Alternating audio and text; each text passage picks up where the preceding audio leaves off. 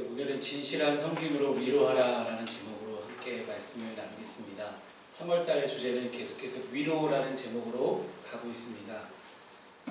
이 말씀을 함께 나누시는 가운데 저와 여러분 가운데 주님이 주시는 평안과 위로가 불편한 자리지만 함께 하시기를 축복합니다. 오늘은 이제 연보에 관련된 이야기입니다. 구제 헌금이라고 조금 다르게 표현될 수도 있는 그런 부분이긴 한데 말씀을 시작하기에 앞서서 우리가 헌금에 대해서 조금만 짚고 넘어가겠습니다. 우리는 왜 헌금을 드릴까요?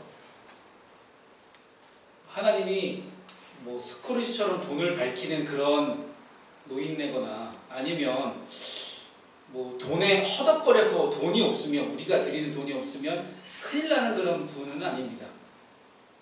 뭐 우리에게 찾아오셔서 이제 뭐 수금을 하시는 그런 분도 아니고요. 그렇지 않으면 어쨌든 다른 것이 엄청나게 많은데, 내가 드릴 수 있는 다른 것이 너무 많은데 왜 하필 돈일까라는 생각을 우리가 좀 해보겠습니다.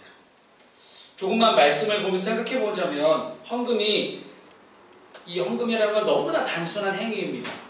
예배의 순간 가운데 너무나 단순한 그리고 되게 간단한 그런 행위이지만 너무나 심오한 믿음의 행위임을 우리는 깨닫게 됩니다.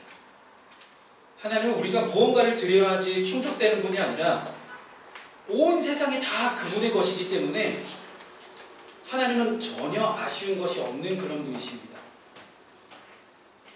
알랭드 보통이라는 학자를 아실 겁니다. 지금 많은 책도 쓰시고 인생학교로 지금 요즘 운영하고 있는데, 이 알랭드 보통이 불안이라는 책에서 그렇게 썼습니다. 인간의 불안의 근원은 스스로의 삶을 보장하지 못할 것이라는 두려움에서 온다 라고 그렇게 적었습니다. 참 좋은 표현인 것 같아요. 어쨌든 두려움이라는 것은요, 내가 무언가를 해야 된다는 그런 생각 속에 출발을 합니다. 마치 돈만 있으면 우리의 삶이 보장된 듯한 그런 기분이 들기도 합니다. 돈만 있으면 뭐 굳이 하나님 없어도 잘 살 수 있을 것 같다는 그런 기분이 들기도 합니다. 그런데 성경은 그것을 죄라고 말합니다. 그래서 돈이 너무나 파괴적인 것입니다. 하나님으로부터 우리가 멀어졌을 때, 하나님으로부터 떨어졌을 때 느끼는 이 불안감을 어떤 차단해주는 마취제라고나 좀 표현할 수 있을까요? 돈이란 게 그렇습니다. 하나님으로부터 멀어져도 괜찮아. 넌 돈이 있잖아. 돈이면 다 할 수 있잖아. 이렇게 얘기한다는 것이죠. 그래서 돈을 우리가 주님께 드린다는 것은 매우 대단한 용기가 아닐 수 없습니다. 그래서 은혜를 받은 그리스도인들은 가장 좋은 것으로 주님께 드리고 싶은 열방에 사로잡힙니다. 우리가 가지고 있는 모든 것을 주님이 주셨습니다. 그런데 주신 것 중에 제일 소중한 게 뭘까요? 하나님 나에게 주신 것 중에 제일 소중한 것은 자기 자신입니다. 그러니 내 소중한 거를 드리자? 그러면 내 자신을 드리면 되겠네? 뭐 옛날처럼 인신공양 제사를 드리듯이 내가 셀프로 내가 불구덩이 하나 뛰어 들어가겠습니다 하고 불구덩이 뛰어 들어갈 수도 없는 노릇입니다. 그래서 돈을 드리는 겁니다. 돈이 담고 있는, 돈이 포함하고 있는, 내포하고 있는 어떤 우리의 인생을 우리가 보장하고 규명할 수 있다는 그 신념, 그 신념을 우리가 함께 드리는 겁니다. 즉 우리의 나의 모든 것, 내 생명을 주님께 걸어두는 믿음의 표현이 바로 헌금이라는 것이죠. 이러한 측면에서 헌금은 우리의 삶을 책임지시고 보장하시는 분은 우리 하나님이시다라는 일종의 신앙 고백입니다. 오늘 본문에서도 교회를 향해 무언가를 요구하는 바울 사도의 목소리를 우리는 들을 수 있습니다. 그가 어떤 이유에서 헌금과 섬김을 연결하고 있는지, 그 결과가 어떻게 우리에게 다가왔는지 오늘 본문 말씀을 통해서 함께 나누도록 하겠습니다. 첫 번째, 우리가 누군가에게 진실되고 위로하는 그런 사랑을 하기 위해서는 사랑의 태도가 정말 중요합니다. 이 사랑의 태도. 이 사랑의 태도는 우리는 최선을 다하는 사랑을 할 수 있어야 되는데, 마게도냐 성도들은, 즉 마게도냐 지방에 있는 교회들이 예루살렘 교회를 돕기 위해서 헌금을 하기 시작합니다. 돈을 모으기 시작했어요. 그래서 그들은 힘에 지나도록 연보를 모았다고 합니다. 여기서 우리는 마게도냐 성도들이 현재와 미래를 완전히 하나님께 다 내어 맡긴 사람들이었음을 우리는 알게 됩니다. 보통 우리가 내 소득을 고려해서 어떤 생활에 필요한 자금을 남기고 드리는 것이 일반적입니다. 그게 헌금이겠죠. 근데 마게도냐 성도들은 상식을 초월해서 구제 연보를 드렸다라고 성경은 기록합니다. 이는 하나님이 반드시 내 삶을 책임져 주실 것이라는 믿음에서 비롯된 행위라고 할 수 있겠죠. 더욱 놀라운 사실은 그들의 이 연보를, 구제 연보를 모으는 이 행위가 어떤 교회의 지침이나 혹은 교회의 강요에 의해서 된 것이 아니라 자발적인 마음에서 이루어졌다는 사실입니다. 바울은 마게도냐 성도들의 어떤 궁핍한 사정들을 잘 알고 있었습니다. 그래서 그는 구제 연보를 강요하지 않았습니다. 그럼에도 불구하고 마게도냐 성도들은 자원해서 연보를 드렸던 사람들입니다. 더 나아가서 그들은 구제 연보에 참여하는 것을 간절히 열망했던 그런 사람들입니다. 오늘 우리가 하나님 앞에 헌금을 드릴 때도 이러한 자세를 가질 수 있어야 됩니다. 무조건 어떤 부담될 만큼 이렇게 많이 드려야 된다는 그런 말이 아닙니다. 우리 인생의 책임자가, 나를 책임지시는 분이 하나님이심을 우리가 잊지 말자라는 거예요. 내 인생을 어떻게든 하나님 책임져 주신다고 하면 지금 내가 가지고 있는 이 물질이 있어도 없어도 괜찮다라는 것이죠. 그래서 내 인생을 책임지시는 분이 하나님이시니 그 하나님이 믿는 믿음을 가지고 풍성한 것을 드려야 된다는 그런 의미입니다.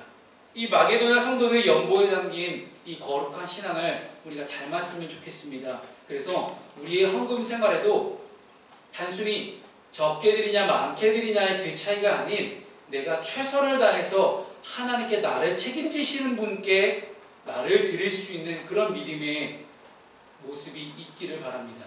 그래서 빌립보서 4장 19절 말씀이 이렇게 이야기합니다. 함께 읽어볼까요? 시작. 만일 하나님이 그리스도 예수 안에서 영광 가운데 그 풍성한 대로 너희 모든 것을 채우실 것이리라. 아멘. 아멘. 이런 우리 모든 쓸 것을 채우시는 하나님, 그 채우시는 하나님에 대한 믿음이 저와 여러분 가운데 있기를 소망합니다. 이것이 결코 세상이 말하는 부자가 되라는 이야기는 아닙니다. 하나님 안에서 진짜 부자는 뭘까요? 하나님 한 분이면 충분하다. 이것이 성경이 말씀하고 있는 부자입니다. 그렇다면 이 사랑의 태도는 최선을 다할 때 우리는 어떤 본질, 어떤 사랑을 드려야 될까요? 사랑의 본질은 결국 자기를 내어주는 사랑입니다. 마게도냐 성도들이 참된 연보를 드릴 수 있었던 이유는 그들이 자기 자신을 주님께 드렸기 때문입니다. 여기서 자신을 주님께 드렸다는 것은 주님께 헌신된 자다라는 그런 의미입니다. 주님께 헌신된 자, 이 주님께 헌신된 자는 무슨 의미일까요? 단지 입술로만 헌신을 말하는 것이 아니라 어떤 상황 속에서도 주님 말씀을 따라 결정하고 선택하고 행동하는 사람이 헌신된 자입니다. 즉 어떤 역경 속에서도 어떤 어려움 속에서도 말씀을 따라 선택하고 말씀을 따라가는 사람이 바로 주님께 헌신된 사람이다라는 것들을 우리는 잊지 말아야 됩니다. 오늘 본문에 나오는 이 마게도냐 성도들은 주님께 헌신된 사람들이었기 때문에 가난한 중에서도 구제 연보를 드릴 수 있었다라는 것이죠. 오늘 본문의 9절 말씀을 함께 우리 읽어보겠습니다. 시작. 우리 주 예수 그리스도의 은혜를 너희가 알거니와 그와 하심으로써 너희를 위하여 가난하게 되심은 그의 가난함으로 말미암아 아멘. 예수님께서 먼저 우리를 사랑하셨기 때문에 그 사랑 안에서 우리가 살아갈 수 있습니다. 그 사랑의 특징이라는 것은 어떤 부요하시니까, 넘치도록 부요하시니까 궁핍한 우리를 위해서 자신의 부요함을 내어주시는 것이었습니다. 여러분, 요한복음 6장 말씀을 한번 우리가 돌이켜보면 어떤 내용이 나냐면 유명한 오병이어의 기적이 나옵니다. 보리떡 5개와 물고기 2마리로 5,000명을 먹이신 이 오병이어 사건을 봤을 때 주님의 마음을 우리가 한번 들여다보겠습니다. 우리 기적에 집중하지 말고 기적이 일어나기 전의 말씀을 우리가 돌이켜보면 예수님은 자신의 말씀을 듣기 위해서 자신에게 찾아온 이 수많은 군중들을 불쌍히 여기셨습니다. 그들이 5,000명이 넘는 사람들이 배고파할 때 그들을 불쌍히 여기는 마음이 제일 먼저 드셨다라는 거예요. 우리를 배부르게 먹이셨는데 그 뭘로 먹이셨습니까? 요한복음 6장 51절 말씀을 읽어보죠. 시작. 하늘에서 내려온 살아있는 떡이니 사람이 이 떡을 먹으면 영생하리라. 내가 줄 떡은 곧 세상의 생명을 위한 내 살이니라. 아멘. 오병이어의 기적은 어찌 보면 우리 모두가 바라는 기적이에요. 주여, 내 삶 가운데도 오병이어 기적이 일어나게 하여 주옵소서. 뭐 이렇게 네, 할 수 있죠. 예, 할 수 있습니다. 그런데 중요한 것은 뭐냐면 단순히 내가 물질로 먹고 마시는 것에 대한 어떤 풍족하게 채워주심이 아니라 우리가 무엇을 먹었기 때문에 주님의 살과 피를 먹었기 때문에 주님이 주시는 참된 양식과 참된 음료를 먹었기 때문에 우리가 배부를 수 있다는 거예요. 즉 우리가 굳이 애써서 물질이 차고 넘치는 그런 부자가 되지 않아도, 그런 부자가 되지 않을지라도 내 배고픔을 해결할 수 있는, 나의 궁핍함을 배고픔으로 귀결되고 있는 나의 어려움, 나의 궁핍함, 나의 결핍을 채워줄 수 있는 그 주님 안에서 우리가 주님을 만날 수 있다면, 나의 그 결핍을 채워주실 그 주님이 나의 주님이라면, 나의 주인이라면 여러분 어떠시겠습니까? 그래서 오병이어의 기적에서 우리 주님께 보리떡 5개, 물고기 2마리로 풍족하게 먹었던 사람들이 다 어떻게 됐습니까? 그들이 기대한 건 과연 뭐였나요? 그들이 기대한 건 딱 한 가지였습니다. 예수님, 또 먹을 거 주세요.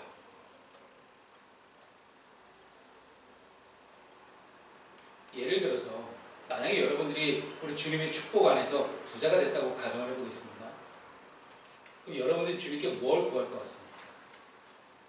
주님이 여러분 부자가 되게 해주신다면 여러분 계속해서 여러분들은 주님께 돈을 구할 겁니다. 그러면 여러분들은 주님을 믿고 있는 겁니까? 돈을 믿고 있는 겁니까? 주님은 나에게 돈을 주는 통로에 지날 뿐 내가 궁극적으로 원하는 것이 돈이라는 것이 내 속마음이었다는 거예요. 그게 바로 오병이어의 기적 가운데 오병이어를 맛본 사람들의 속마음이었습니다. 저 예수라는 분이 나에게 배고픔을 해결해 줬네? 야, 저분은 나의 영원한 배고픔을 해결할 수 있는 그런 분이구나. 사마리아 수가상 여인이 목마름을 해결하기 위해서 한낮 대낮에 나왔는데 주님은 그 여인에게 육신의 목마름을 해결할 수 있는 그런 육체적인 물이 아니라 영원히 목마르지 않는 샘물, 근본적인 문제를 해결해 주셨습니다. 종합해보자면 예수 믿는 사람이라 하는 것은 단순히 나의 문제를 해결하기 위해서 예수를 믿는 것이 아니라 그저 예수님 한 분이면 충분하구나. 예수님 안에서 근본적인 문제가 해결되는 것이 그냥 충분하구나. 예수님 안에서 근본적인 문제가 해결받을 수 있도록 우리는 주님께 매달려야 됩니다. 더 이상 표면적으로 남들이 다 하는 것처럼, 남들이 다 바라는 것처럼 그런 기복주의에 빠져서 하나님 이거 주세요, 저거 주세요 이런 신앙이 아니라, 이것에 매달려 있는 그 신앙이 아니라 주님께 매달려 있어서 이것이 주님으로부터 축복으로 나뉘어지는 그런 놀라운 역사가 우리 가운데 있기를 소망합니다. 이 영의 양식이 우리를 살렸습니다. 육의 양식이 우리를 살린 게 아니라 영의 양식이 우리를 살렸기 때문에 이 영의 양식을 우리가 공급받는다는 것은 바로 이 십자가에서 예수께서 우리를 위해 목숨을 내 던지셨다는 것입니다. 다시 우리가 처음으로 돌아가도 생각해 본다면 사랑이라는 것을 베풀 때 우리 주님의 사랑을 기억해 봅시다. 우리 주님은 전혀 부족함이 없는 분입니다. 부족함이 없는 분이 굳이 부족한 세상 가운데 오셔서 자신의 완전한 생명을 우리를 위해 던져주셨다는 것이에요. 그 이유는 무엇입니까? 요한복음 12장 24절을 보겠습니다. 시작. 내가 진실로 너희에게 이르노니 하나를 믿으니까 떨어져 죽지 아니하면 하나님을 믿고 죽으면 많은 열매를 맺느니라. 아멘. 6월절에 십자가에서 죽기 전에 우리 주님이 하신 말씀입니다.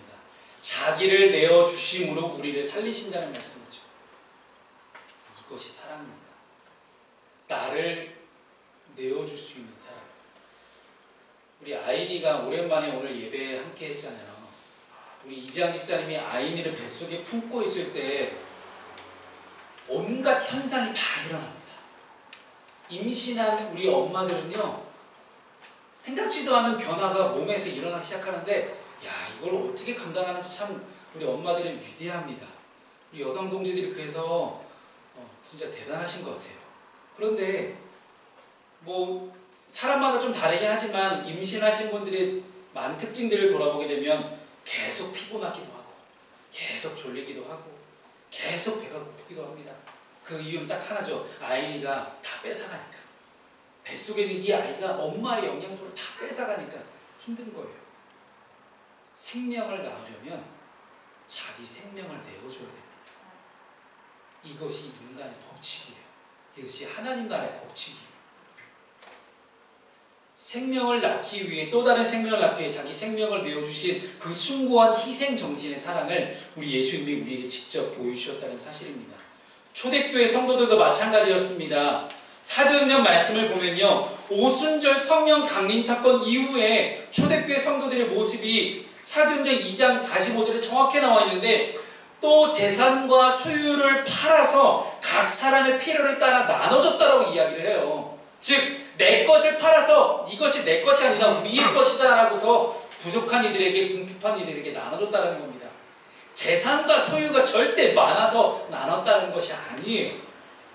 자기 자신을 주님께 드렸던 헌신된 자였기 때문에 가능했다는 이유입니다. 오늘 우리도 이 마게도냐 성도들의 모습을 본받아서 주님께 헌신된 자가 될 수 있기를 바랍니다. 나의 생각과 나의 이성에 갇혀서 내 고집대로 살아가는 것이 아니라 하나님의 말씀에 순종할 수 있는 그런 헌신된 자가 될 수 있기를 주님의 이름으로 축복합니다. 아멘. 세 번째, 이 사랑의 방향이 있습니다. 우리 주님이 우리에게 사랑을 전해주시기 위해서 높은 곳에서 낮은 곳으로 내려오셨듯이 사랑의 방향은 항상 낮은 곳으로 흐르는 사랑입니다. 하나님의 사랑은 굉장히 공동체적이죠. 특정한 한 사람만 유별나게 사랑하시는 것이 아니라 모든 사람들을 다 공평하게 사랑하십니다. 정상적인 부모라면 자기가 낳은 자녀 중에 얘는 예쁘고 얘는 미워 죽겠고 그런 자녀가 어디 있습니까? 10손가락 깨물어서 안 아픈 손가락 하나도 없듯이 모든 자녀들이 다 귀하고 소중하죠. 그런데 만약에 잘하는 자녀가 있고 조금 어려운 자녀가 있으면 부모의 마음은 어느 쪽으로 쏠립니까? 당연히 연약한 자녀에게 더 관심과 사랑이 가기 마련입니다. 오늘 본문의 14절 말씀을 함께 읽습니다. 시작.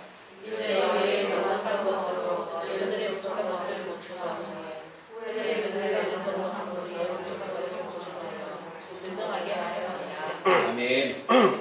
예루살렘 교회가 어려우면 고린도 교회가 도와주고, 그리고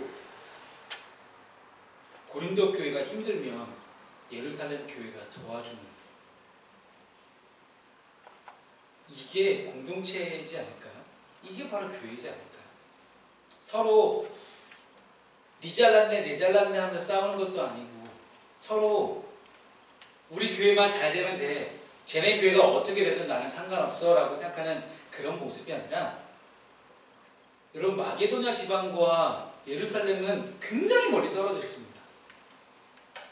진짜 멀리 떨어지는 이 두 교회가 서로를 섬기기 위해서 이렇게 노력을 하는 거예요.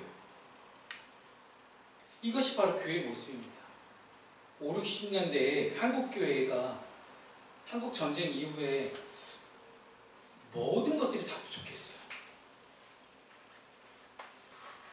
그때 이제 외국에서 건너온 이제 수많은 원조 물자들과 선교사들이 한국교회를 돕기 시작합니다. 그래서 제일 중요한 성경이 없네? 성경책을 갖다 주기 시작하고요. 성경 번역본을 도와주기 시작하고, 성경부모 교재가 없다고 해서 성경부모 교재를 번역해서 막 갖다 주기 시작을 해요. 이게 바로 5, 60년대 한국교회 모습이었습니다. 어찌 보면 지금의 한국교회를 있게 한 좋은 자양분 토양이라 할 수 있겠습니다. 2020년에 아프리카 우간다에서 사역하시는 선교사님이 성경부모 교재가 없다는 이야기를 하기 시작하셨습니다. 그래서 한국에서 굉장히 많은 교회들이 성경책을 모으기 시작했고, 그리고 성경부모 교재를 우간다로 번역해서 이제 보내기 시작했어요. 여러분, 아프리카 땅이 에이즈가 굉장히 진짜 퍼센트가 높거든요. 말도 못합니다. 근데 유일하게 아프리카 땅에서 에이즈 감염률이 떨어지고 있는 나라가 우간다예요. 그만큼 지금 우간다에 엄청나게 많은 성령의 역사가 일어나고 있습니다. 수많은 이들이 회복되고 치유받고 주님께로 돌아오는 일이 말도 못하게 일어나는데, 그 중심에 있는 분이 존 물린 목사님이에요. 이 존 물린들을 통해서 일어나는 엄청난 성령의 역사가 말도 못하게 일어나는데, 아니 에이즈가 후천성 면역 결핍증이 쉬운 병이 아니잖아요. 치유가 정말 힘든 병인데 이 치유가 점점 일어나기 시작한다는 거예요. 진짜 주님의 역사가 아니고 설명할 수가 없는 일들입니다. 하나님의 사랑은 그래서 흐르는 시냇물과도 같습니다.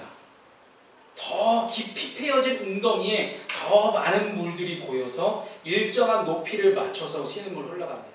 그래서 우리가 개울가에 올라보면 어디는 이렇게 훅 깊이 패여있고 어디는 이렇게 되게 얕은 곳이 있어요. 그런데도 위에서 이 시냇물 바깥에서 보게 되면 시냇물 높이는 늘 일정하잖아요.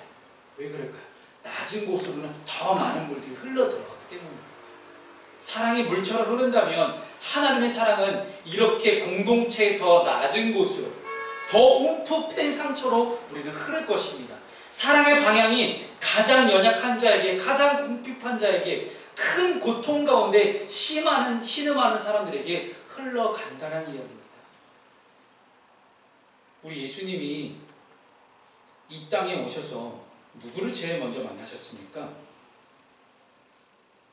복음서를 보게 되면 예수님 가장 먼저 만나신 분들은 병자, 어린아이, 세리, 여인, 그런 사람들이었습니다. 이들의 공통점이 하나가 있죠.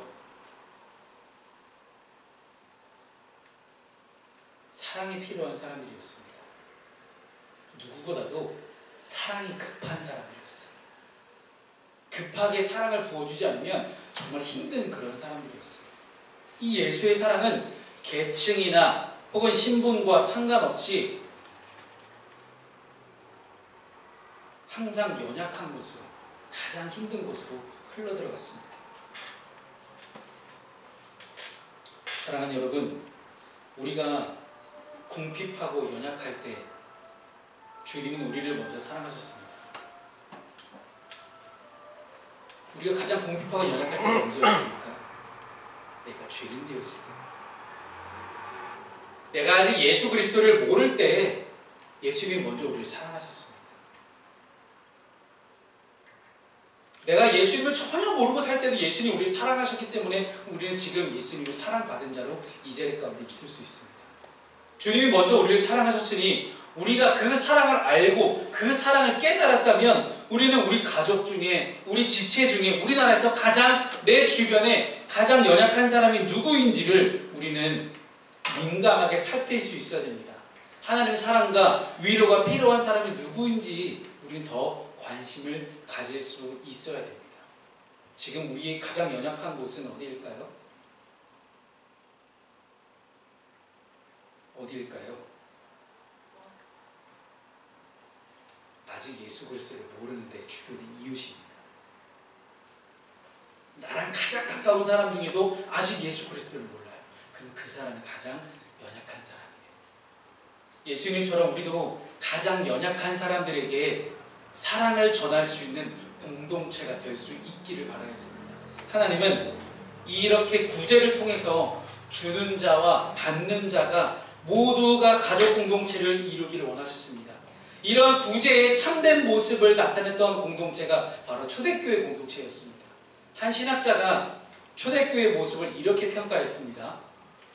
초대교회의 구제는 단순히 먹을 것을 뒷문으로만 건네주는 차가운 의무 수행이 아니라 그들을 식탁에 초대하여 사랑과 기도, 관심과 복음을 나누는 사역이었다.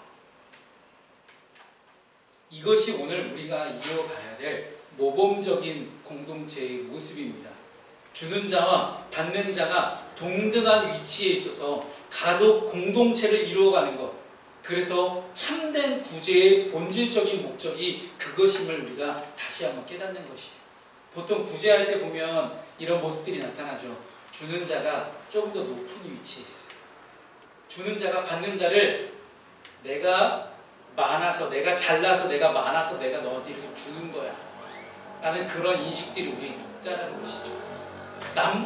나도 모르게, 자신도 모르게 내가 뭔가를 가졌다는 생각 안에서 그 가진 것 가지고 우쭐대는 그런 인상이 우리에게 혹시 있지 않습니까? 복음을 전해야 되는, 예수 그리스도의 사랑을 전해야 되는 그리스도인이라면 제일 먼저 품어야 될 사랑은, 그런 마음은 동등하게 생각하는 거예요. 왜요? 나도 하나님께 사랑을 받은 자요, 저 사람도 하나님께 사랑을 받은 자다. 우리 모두 똑같이 하나님께 사랑을 받은 자다라는 그러한 공평한 의식이 우리에게 있는 것이 바로 구제하는 사람의 마음일 것입니다. 사랑하는 여러분, 오늘은 위로라는 제목을 가지고 함께 말씀을 나눌 때 본질적인 사랑을 가지고 위로하는 방법을 함께 나눴습니다. 사랑을 베풀 때 최선을 다해서 우리가 우리의 마음을 가지고 최선을 다해서 할 때 정말로 공평하게 낮은 자리에서 우리가 섬길 수 있는 사랑이 있었으면 좋겠습니다. 우리 교회가 이렇게 변신을 시도합니다. 이렇게 변신을 시도할 때 한 문장을 여러분과 함께 나누고 오늘 설교를 마치려고 합니다. 변화는 있어도 변함은 없기를. 보통 결혼하는 이제 청춘들에게 많이 해주는 그런 문구예요. 결혼하고 나서 변화는 있어도 변하지 말자. 어머, 오빠 변했어. 이게 아니고요. 우리 교회가 이렇게 변화는 있어도 본질적인 변함은 없는 그런 교회가 되길 바랍니다. 그래서 이 장의자를 다 치우고 보니 얼마나 넓어요, 그렇죠? 이 벽을 트면 얼마나 더 넓어지겠어요. 이 공간이 저만 소유하고 있는 공간이 아니라 여러분과 또 지역 주민과 함께 나눌 수 있는 그런 공간이 될 수 있다면 얼마나 좋겠습니까? 그렇게 공간을 함께 공유하고 오픈할 때 이곳에서 그렇게 본질적인 사랑의 나눔이 있어지기를 주님의 이름으로 축복합니다.